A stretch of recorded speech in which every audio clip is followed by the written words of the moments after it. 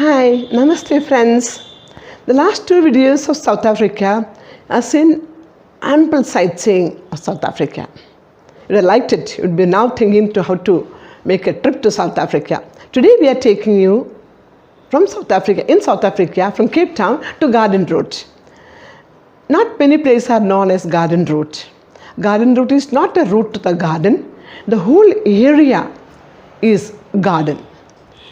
The beautiful blue and white clouds and the lakes and the gardens and the lush green forest and many things. And there you see deer and some of the good animals on the way, and you have a lot of vineyards on the way. Then you have the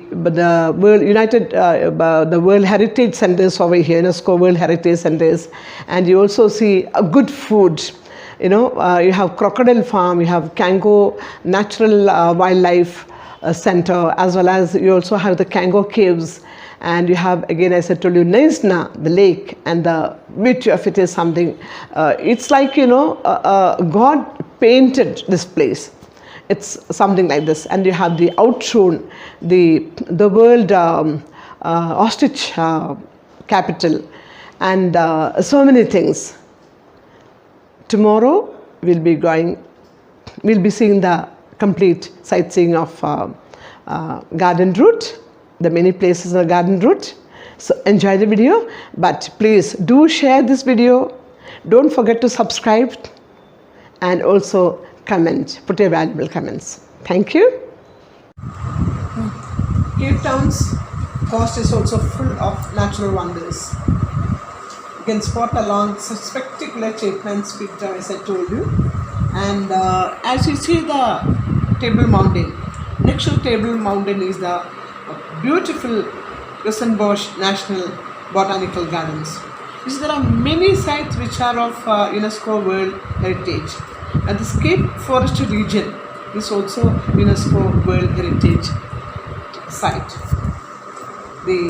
Next to the slopes of Table Mountain is the Kristenbosch Botanical Garden and is part of the Cape Forestic region. There are almost about more than 20,000 native South African plant species collected here, grown and studied in the hilly 528 hectare nature reserve indigenous forest and timbers. This is the same place where you have the Signal Hill and the Noon Gun. Also it has Clifton and Camps Bay Beaches. You can see the Table Mountain from the faraway side. Though it is not night, but it is the feeling that it's a night.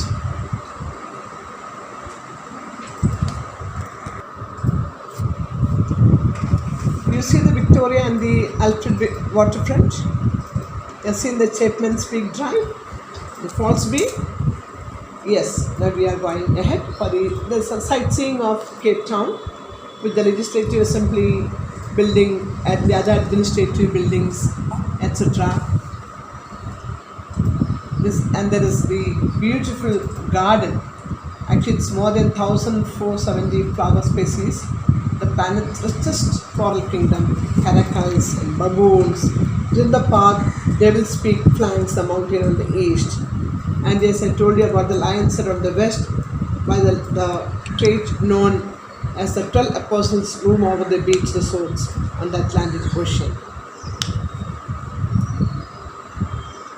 On the Table Mountain, we call this layer of clouds, called the table cloud, frequently clogs the mountain's peak. When the cloud is away, the visitors can enjoy the spectacular view of Cape Town and the entire Cape Peninsula from the summit. Now the Kristenbosch National Botanical Garden. As I told you, it has about more than 20,000 native South African plant species. We have the Camps Bay Beaches. We have about 6 kilometers from the city center, the beaches of Camps Bay and Clifton near the Buff, the bronze and the beautiful, as well as the big bucks. At Clifton, Cape Town's St. Tropez, some of the city's wisest real estate overlooks four gleaming white sand beaches flanked by smooth granite boulders and washed by sparkling but crisp blue seas.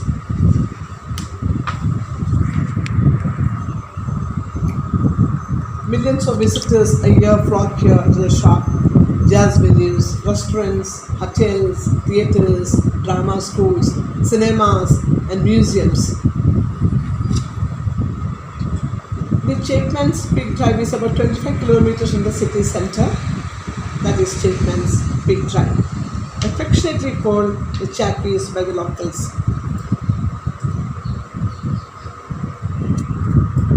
These are the government avenue area, the city of Cape Town. You do not feel like it's a city, you feel it's like a garden all over. It's all gardenish. Wherever you turn left, right and center, it's all garden, and we are very close to the Table Mountain. So everything is surrounding the Table Mountain.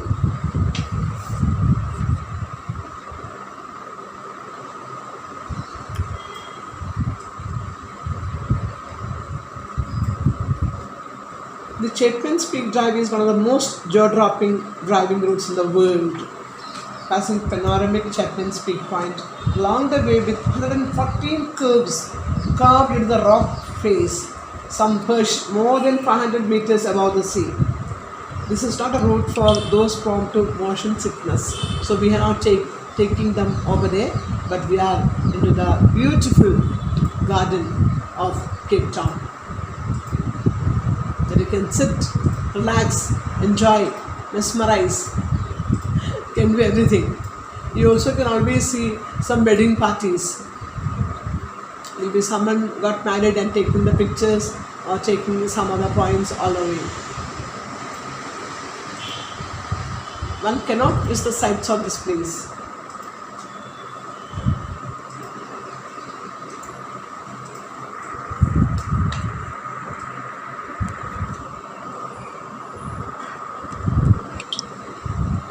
As I explained you, across the road from the Grand Parade, the Castle of Good Hope, the oldest surviving stone building in South Africa. It was built in 1666 to 1679 as the residence of the governor.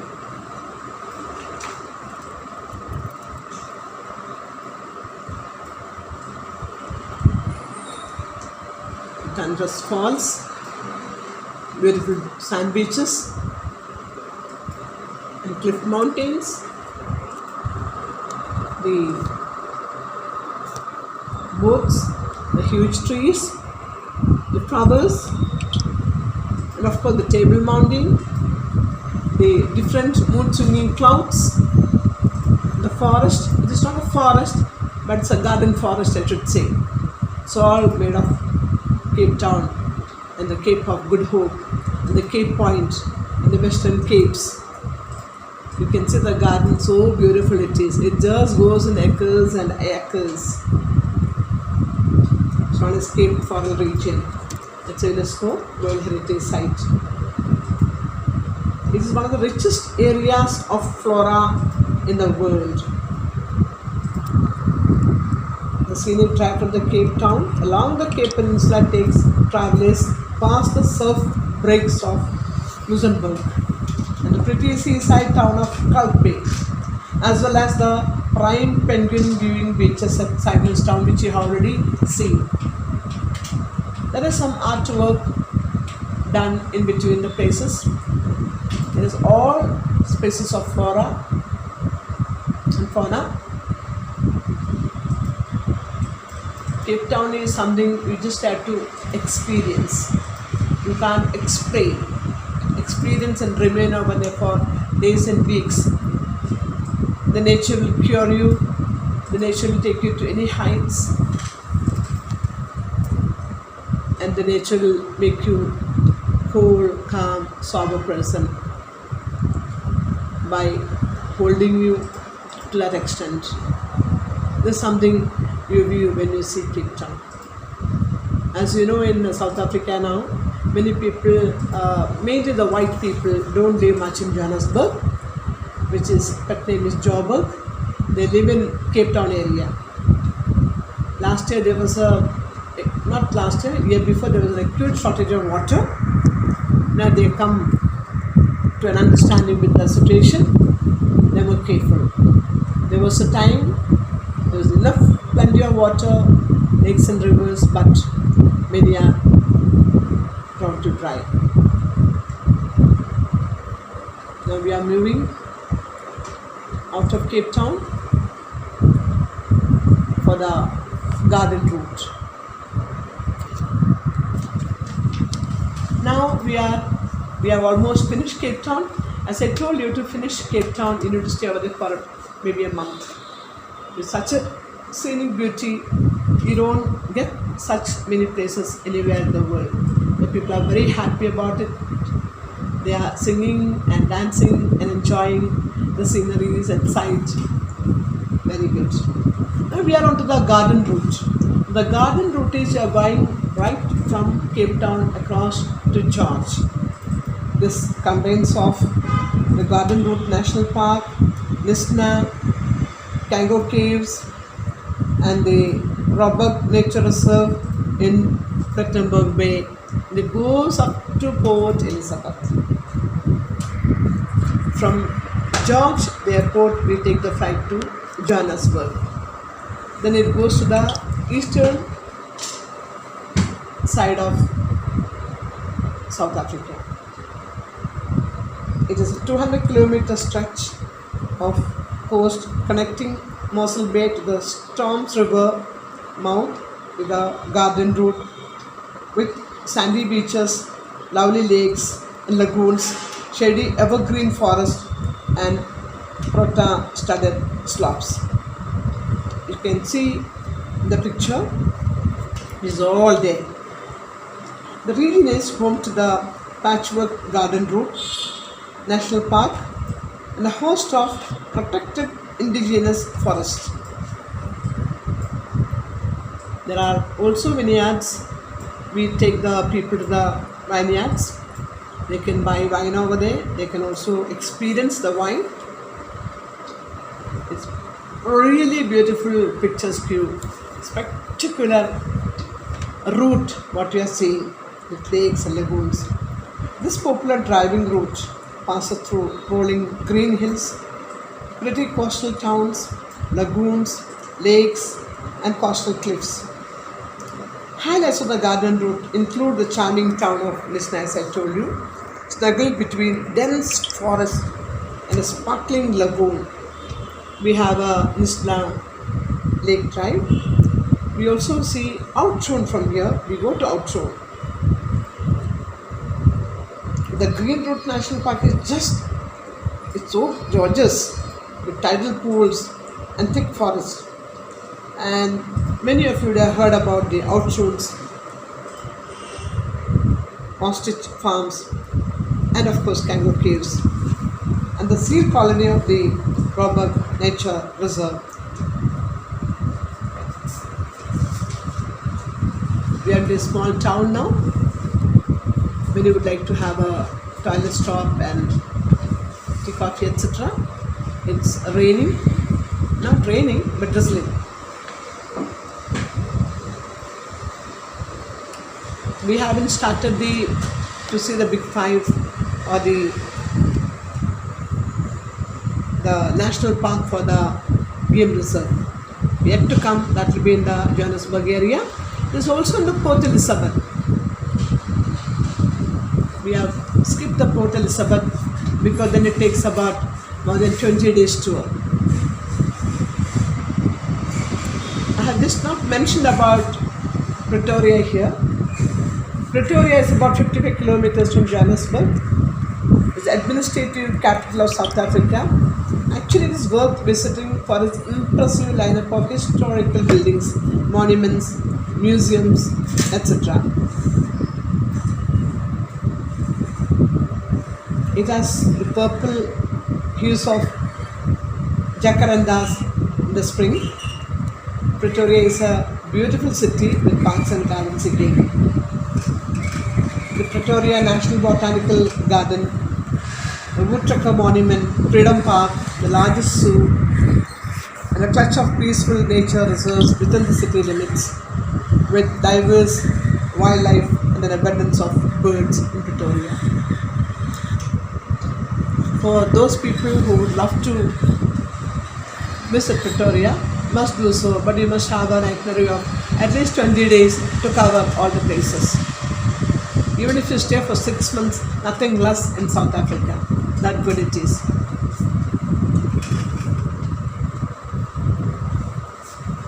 Only we are stopping, seeing sightseeing, then going ahead.